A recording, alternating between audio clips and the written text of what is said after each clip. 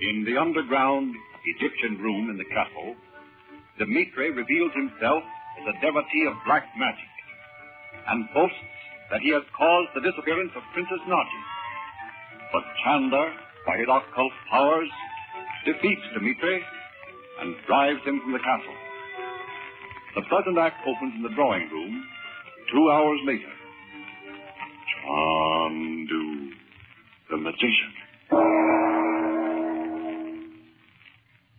Where were you all the time we were down in that room, Naji? How did Dmitri get down Where's there? Dmitri now? Did he have you shut up somewhere, Naji? Children, please. You haven't given Naji time to catch her breath since we came up from the cellar. Well, gee, Mother, if we're going to find out anything from Naji, we have to talk fast. Oh, Naji, please don't go back to Egypt right away.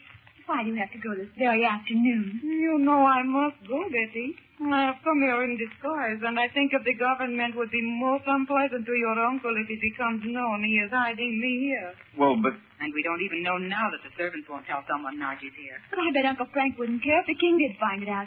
He's not afraid of the king. Oh, it's not that, Betty. So, Naji, will you stay a few days if I can get Uncle Frank to talk to the king?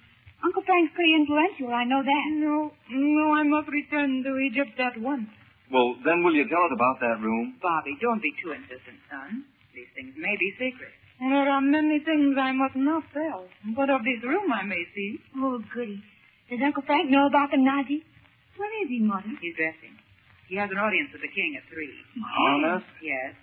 Do you suppose he's going to tell him about Dmitri? Oh, I hope Dmitri hasn't already told the king about Uncle Frank. I mean, told him a lot of things that weren't true. Maybe Uncle Frank will get put in prison. Oh, don't be silly. Well, I'm not silly. You know what Uncle Frank said. I thought you were going to listen to Naji's story of the Egyptian room. Oh, I'm sorry, Naji. Oh, yes. Tell us about it, won't you, Naji? In Egypt, there are many old legends which have been told for thousands of years. And some are so old that no one knows the name of the man who first told them. You mean the story of that hidden room with one of them, Naji? I do not know how to explain to you what I mean by this room where, you say, black magic is practiced. Oh, there is Chandu. Chandu, you have come just in time to help me explain to Bob and Betty about those things we have seen in the Egyptian room.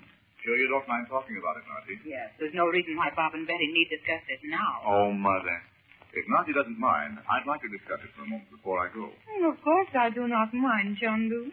I am so happy that Dmitri is gone.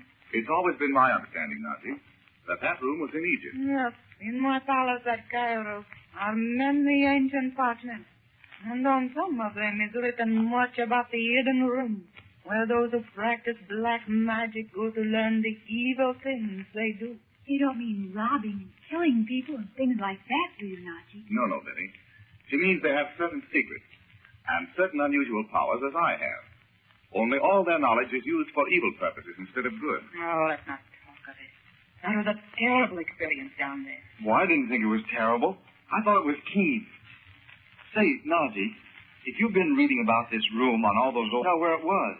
It was always spoken of as being in the mountains, but it was supposed to be in the mountains of Egypt.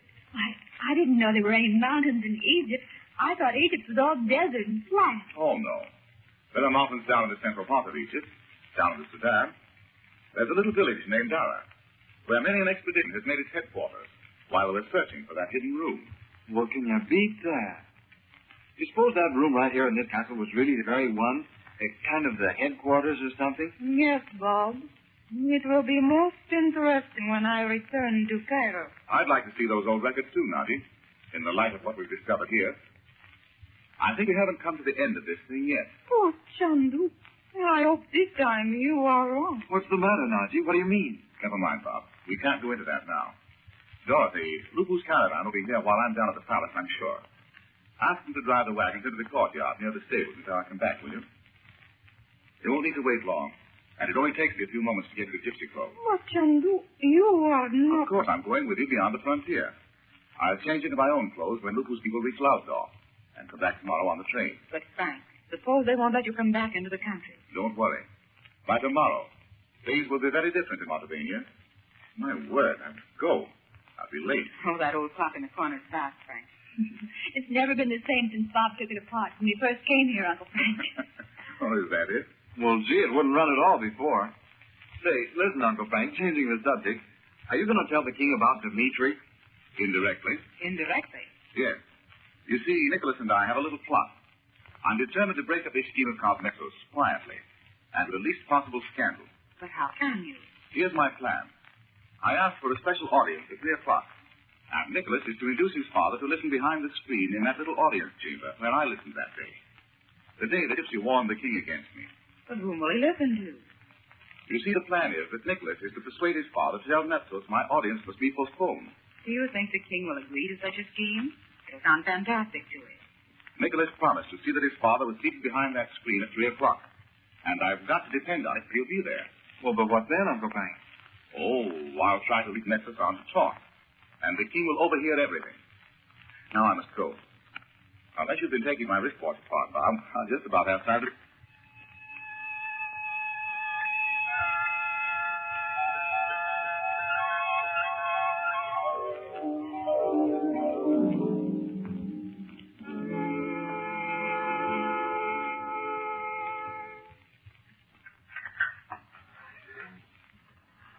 Will you be good enough to come in, sir? Thank you. Is His Majesty waiting? Ah, good afternoon, Count Metzos. I trust I haven't kept His Majesty waiting. His Majesty regrets he cannot see you today. But it's most important. I have told you His Majesty cannot see you today. Perhaps you had something to do with persuading him not to see me, Count Metzos? Why should I trouble to do that? Perhaps because you are afraid of what I might tell His Majesty. You will tell him I asked you to leave Montepania, eh? Tell him then, if you have the opportunity, and I will tell him it is so. Not so fast, Count Metzos. It's not just what I meant. Then you will tell him I have been spreading scandalous reports about Mrs. Regent. I will deny that. Nicholas is mistaken. What do you mean? This is something I haven't heard. But that can wait. Are all Americans as undiplomatic as you, Mr. Chandler? I don't know just what you mean by that. But we'll let it pass for the moment. I mean you're serving your country very ill when you antagonize me. Just a moment. Suppose I should ask the king if he knows how long ago it was you lost your left arm. What do you mean, Chandler? Why should the king be annoyed by your ridiculous questions about me? No use, Count Metzos. I know the truth about you. I know that in Paris you sometimes have 2 arms, and even sometimes in Montepania. As, for instance, in the dead of night, when you are searching for a hidden document in the storerooms at the top of the castle where I live. You insolent American! You dare to accuse me of entering your home in the night like a thief? I'll have you in prison for life. Not so loud, Count Metzos. I can hear you quite clearly. Let me tell you of other occasions when you seem to have the use of both your arms. Those occasions, for instance, when you are in the cave on the mountain of the scimitar. What? What are you trying to say? I'm trying to tell you that I know that Count Metzos, Prime Minister of Montepania, and a Stephen, the so-called gypsy bandit, are one. Look here, Mr. Chandler. You and I must come to terms. There is room for a clever man like yourself in a certain organization, I know.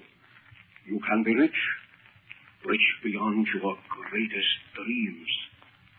It is said you wish to marry the Egyptian princess Naji. Perhaps that also can be arranged. If there are difficulties in your way, you will be very wise to listen, Mr. Chandler. In return for my silence about this plot of yours, so you may overthrow His Majesty and take the government, you will make me rich. Yes. Why did we not think of this before? Why should we have made you an enemy all this time? Why, it was Dmitri who... Ah, yes. Dmitri, who is even now, if my watch is correct, on the Paris train. Dmitri on the Paris train? No. Yes, he is. And you will never see him again. Of course I won't help you, Count Metzos, you swine. The king should have you shot. You will not listen, eh? You insist on being my enemy. Very well. I know the king will never believe you, and even if he should, I'll have you killed myself. I'll have you followed to the ends of the earth and shot or poisoned in some of these native villages. But His Majesty will never believe you. Never. I know it. I have been his minister too many years. You think he won't, eh? Nicholas, you can remove the screen now. You think the king will not believe me, eh, Count Petros? There he is. Ask him. He's heard every word we've said. Well done, Nicholas. You've saved Montevania. Look out! He's got a gun.